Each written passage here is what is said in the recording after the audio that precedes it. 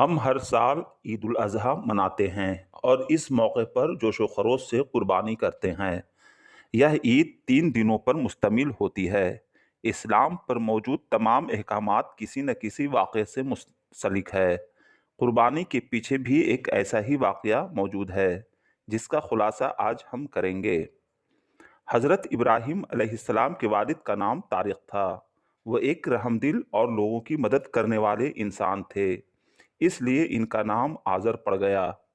آزر کے معنی مدد کرنے والا۔ حضرت ابراہیم علیہ السلام کی عمر کا 80 سال خدا کی عبادت اور اللہ کی آزمائشوں میں گزرا، اور یہ سلسلہ جاری تھا۔ جب ان کی عمر 87 سال کی ہوئی تو انہوں نے اللہ سے اولاد کی خواہش کی۔ پھر اللہ کی طرف سے اولاد کی خوشخبری دی گئی اور حضرت اسماعیل علیہ السلام کی پیدائش ہوئی۔ اسما کے معنی سنا اور ایل کا معنی اللہ نے، یعنی اللہ نے سنایا۔ جب حضرت اسماعیل علیہ السلام 13 سال کے ہوئے تو حضرت ابراہیم علیہ السلام نے 8ویں ذی الحجہ کو ایک خواب دیکھا جس میں کوئی کہہ رہا ہے تمہیں اپنے بیٹے کو ذبح کرنے کا حکم ہوا ہے۔ آپ صبح سے شام تک اس بارے میں سوچتے رہے کہ یہ خواب اللہ کی طرف سے ہے یا شیطان کی سازش۔ اس لیے 8ویں ذی الحجہ کو ترویہ کہا گیا۔ 9ویں ذی الحجہ کو پھر حضرت ابراہیم علیہ السلام نے وہی خواب دیکھا۔ صبح یقین ہو گیا کہ یہ خواب اللہ کی طرف سے ہے، اس لیے اس دن کو یوم عرفہ کہا گیا ہے۔ 10ویں ذی الحجہ کو آپ نے پھر وہی خواب دیکھنے کے بعد اس پر عمل کرنے کا پکا ارادہ کر لیا، جس کی وجہ 10ویں ذی الحجہ کے دن یوم نہار کہتے ہیں۔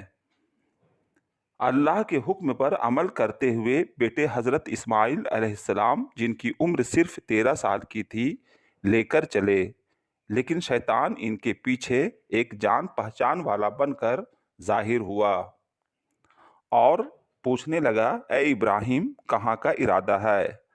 آپ نے جواب دیا، خدا کے حکم کے تعمیل کو جا رہا ہوں۔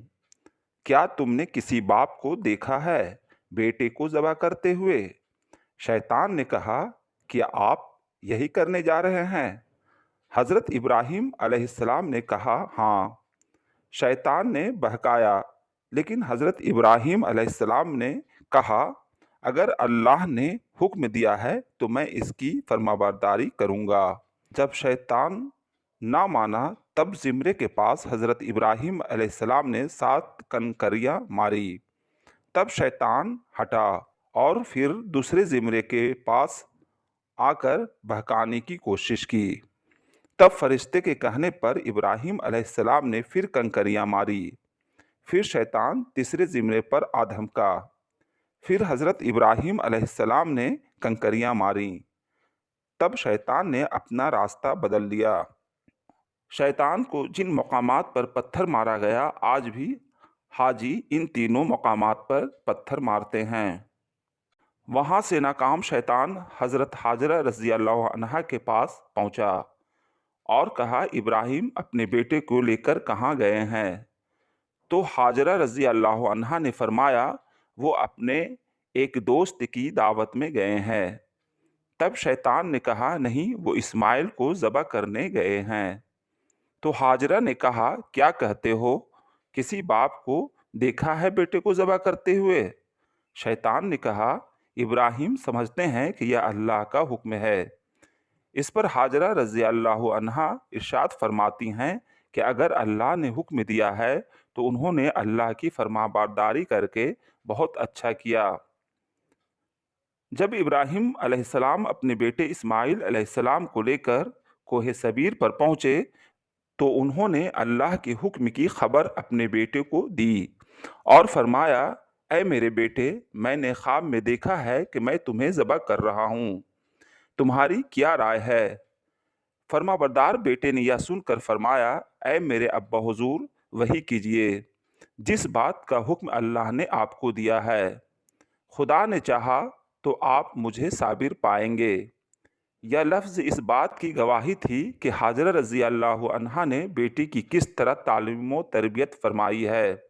جب ابراہیم علیہ السلام نے انہیں پتھروں پر لٹایا تو حضرت اسماعیل علیہ السلام نے فرمایا، ابو جان، ذبح کرنے سے پہلے مجھے رسیوں سے باندھ دیجیے تاکہ میں ہل نہ سکوں، کیونکہ مجھے ڈر ہے کہ کہیں میرے ثواب میں کمی نہ ہو جائے، اور میرے خون کے چھینٹوں سے اپنے کپڑے بچا کر رکھیے، انہیں دیکھ کر میری امی جان غمگین نہ ہو جائیں، اور اپنی آنکھوں پر پٹی باندھ لے تاکہ آپ کی نظر میرے چہرے پر نہ پڑے۔ آپ ابراہیم علیہ السلام نے ویسا ہی کیا اور ان کے ہاتھ پیر باندھ دیے اور چھری گردن پر رکھی اور چلائی۔